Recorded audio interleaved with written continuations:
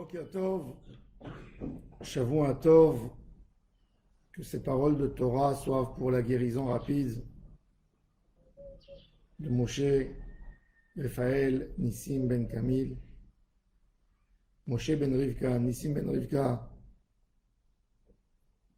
Daniel ben Rivka, Eliyahu Hananel ben Ruth Mesodi, Daniel Tamaratou et Fortuné.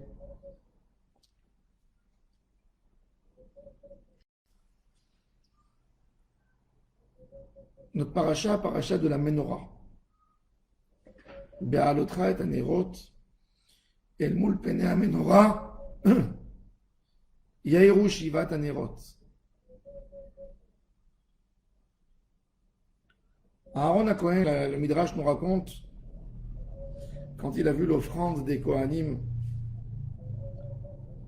dans la paracha qui nous a précédé, Parachat Nasso, elle finit par l'offrande des chefs de tribu.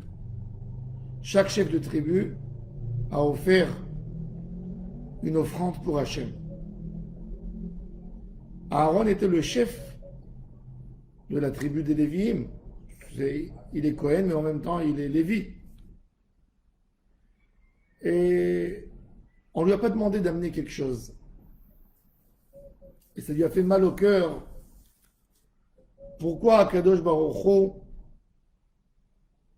n'a pas pris un cadeau des Kohanim, une tâche, une avodat Hashem?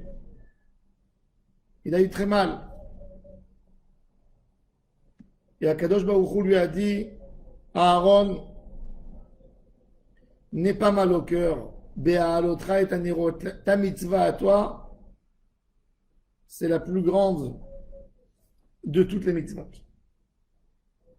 Tu allumeras la flamme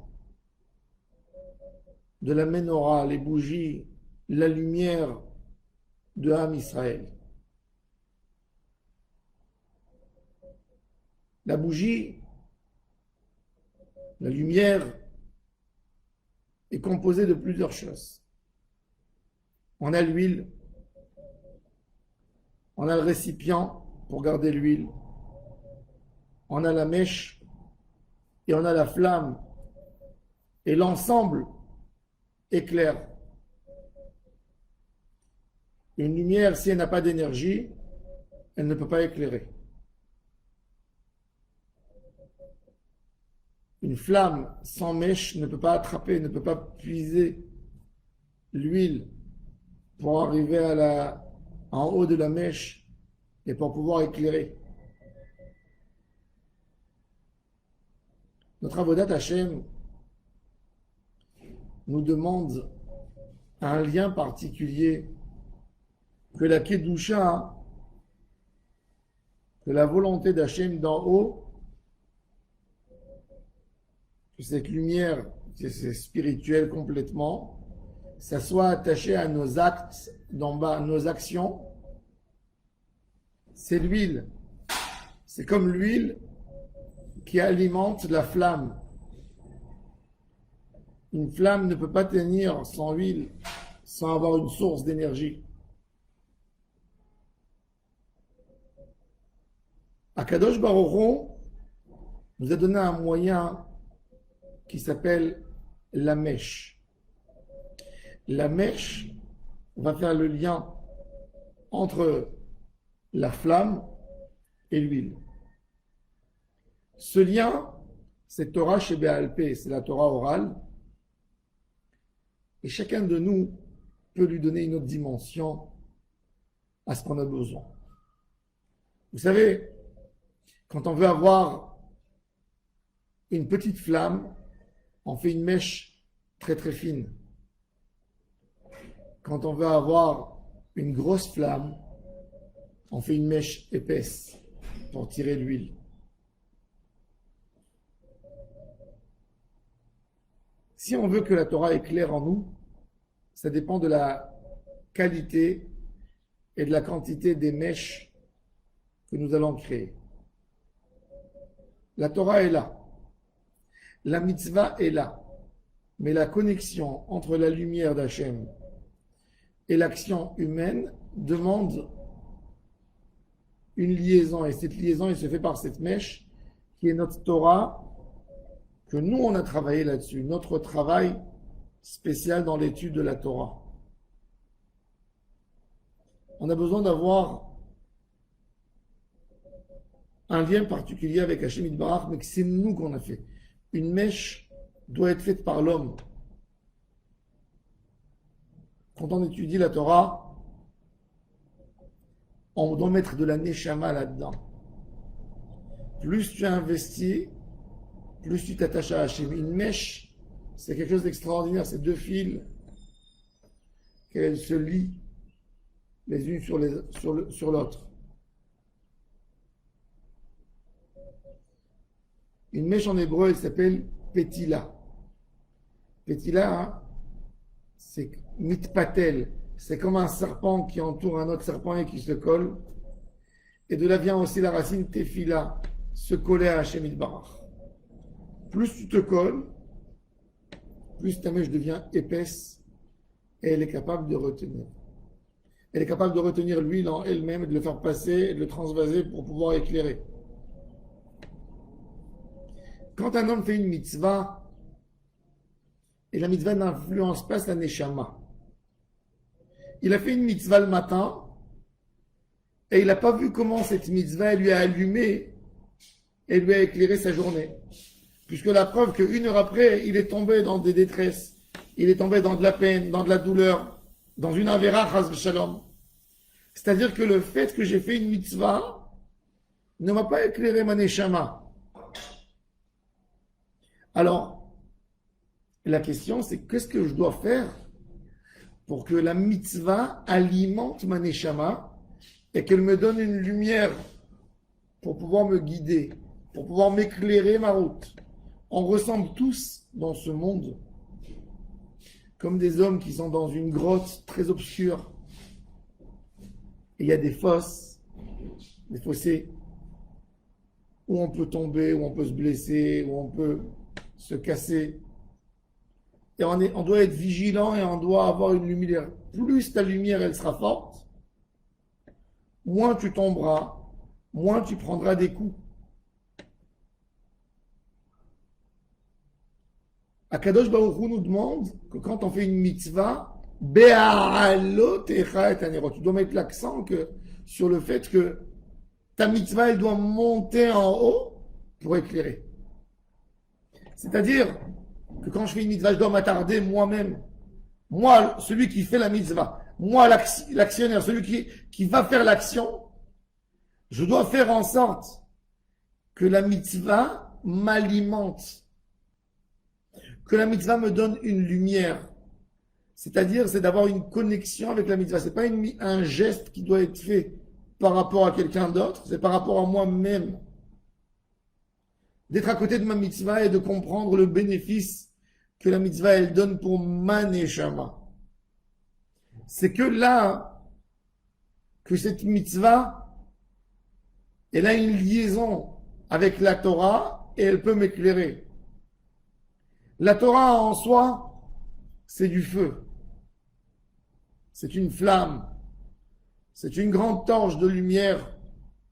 Mais une Torah sans mitzvah, c'est une grande flamme, un grand flash, sans être alimenté par de l'huile ou par une source d'énergie qui va aider la flamme à pouvoir résister. Et comment je fais que l'effet de mitzvah reste et alimente ma Torah? C'est d'approfondir dans ma mitzvah que je fais. C'est ce qu'il dit Shlomo HaMelech. Ki ner mitzvah. Ner, c'est le récipient où il y a l'huile. C'est l'huile.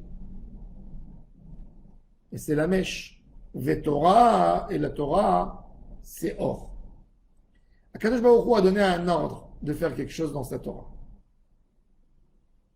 Le fait que moi, l'homme, je viens et je fais ce que Akadosh Baruch Hu a demandé, c'est que j'ai pris ce décret d'Hachem qui était en l'air, qui n'était pas à moi, puisque Dieu a lancé le décret tourne dans le monde. Et quand moi j'ai fait la mitzvah et j'ai voulu me connecter avec le décret d'Hachem, j'ai pris cette flamme d'en haut et je lui ai donné un verre. je lui ai donné un récipient pour pouvoir la garder, et maintenant cette flamme, elle m'accompagne. Faire les mitzvot en comprenant que je veux m'attacher en faisant la mitzvah au Créateur qui a donné l'ordre. Si tu ne veux pas t'attacher, tu n'as pas de mèche. Ne pas faire les mitzvot sans penser. Quand tu fais la mitzvah sans aucune pensée, tu ne t'attaches pas. Il n'y a rien qui t'attache. Tu peux avoir un repas, un sandwich. Je vais tout fourrer dans un sandwich. Tout ce que je vais manger, midi, je vais prendre une baguette, je vais la vider, je vais remplir tout dedans. Mais je ne vais pas apprécier. Quand tu es dans un sandwich, tu ne peux pas voir ce qu'il y a dedans. Tu ne vois pas, c'est mal présenté. Je peux prendre ce même contenu que j'ai mis dans le sandwich, dans la baguette, et je vais bien le mettre sur une belle assiette, avec une belle nappe à table, et je vois chaque chose, comment il est présenté, et je goûte chaque chose, et je lui donne sa saveur. Je comprends son importance, sa qualité de cuisson, et je prends un grand plaisir. Je prends un grand plaisir de manger dans une assiette plutôt que de manger dans un sandwich. Pourquoi? Parce que là-bas, tout est mélangé. C'est-à-dire qu'on peut avoir la même mitzvah, tu peux la pratiquer et profiter de cette mitzvah comme un sandwich, ou tu peux la manger dans une belle assiette, bien assise à table. Tout dépend de la manière, comment tu regardes la mitzvah, comment tu te prépares à faire la mitzvah. Tu as la même chose. Tu as une quantité d'huile ou de pétrole pour éclairer, mais ta mèche est très fine, elle n'est pas belle, la flamme ne s'attrape pas bien, parce qu'elle n'a pas été bien faite, elle alimente mal, elle tire mal l'huile pour éclairer. Ça, c'est le pérec qu'on a dans Bami Madlikin, Shabbat. Tous les Shabbats, dans la prière de Harvit, de Shabbat, dans Kabbalah de Shabbat, avant de commencer Harvit, on lit des Mishnayot qui nous parlent de comment allumer. Comment allumer une bougie? Quelle bougie j'ai le droit d'allumer? Quelle matière j'ai le droit d'utiliser pour allumer une bougie? Quelle est la qualité de la mèche? Et quelle est la qualité du récipient où je vais mettre la bougie? Shabbat, c'est un grand jour de contrôle.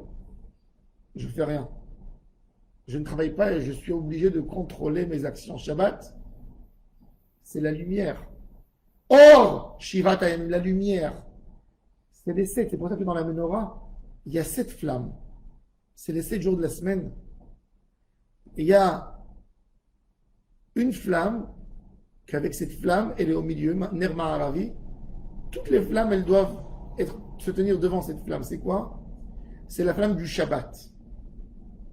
C'est la flamme où tu as uniquement à la prendre dans ta main et à passer comme si on vérifiait le Hametz, voir où il reste quelque chose de sale, où il reste quelque chose que je n'ai pas assez nettoyé, où il reste quelque chose que je n'ai pas assez purifié. Ça, c'est le tikkun de la bougie. Comment prendre cette bougie? Cette bougie, c'est l'étude de la Torah qui fait une liaison et qui devient à portée de main. Tu peux avoir une bougie, mais elle est loin, elle est accrochée en haut. C'est comme une lampe de rue. Tu ne peux pas tout voir avec. Elle est posée en haut pour donner une simple lumière. Mais je peux prendre cette lumière, l'avoir dans mes mains, rentrer dans des endroits, passer dans des endroits obscurs et amener la lumière de la Shekhina là-bas. Et ça, c'est suite au mitzvot, suite à l'étude de la Torah, suite à un moment où je décide de regarder les choses, d'être réglé, de bénéficier de la lumière de la Shekhina, de prendre mon Shabbat, qui est un jour de lumière, de prendre de bonnes décisions. Que ma tefila de Shabbat fasse une belle liaison avec Hachem, pour que je puisse tirer après toute mon énergie pour toute la semaine. Parce que mon corps deviendra la mèche pour alimenter la flamme et prendre le matériel, la lumière, la source de la lumière pour pouvoir bien éclairer ma route. Tout dépend de ça. Tout dépend de la mèche que tu as créée. Tout dépend de la qualité d'huile, qu'elle soit fine, qu'elle soit facile pour pouvoir alimenter, pour pouvoir éclairer. C'est ce qu'on fait dans toutes nos mitzvot. Que nos mitzvot, elles aient accès directement à la lumière. Que la flamme, elle monte d'elle-même. Ça, c'est le travail de Aaron à Cohen. Les chefs de tribu, ils ont amené chacun une offrande. Une belle offrande. Mais ils n'ont pas su, ils n'ont pas eu la qualité de pouvoir faire descendre le feu et le mettre en liaison avec la bougie. Un homme peut vivre dans une maison pleine de bougies, mais il n'a pas pris l'allumette pour allumer la bougie. Et il crie, c'est obscur ici, c'est obscur, je ne comprends pas, cette maison est obscure. Allume la lumière. Allume la lumière. Comment tu l'allumes?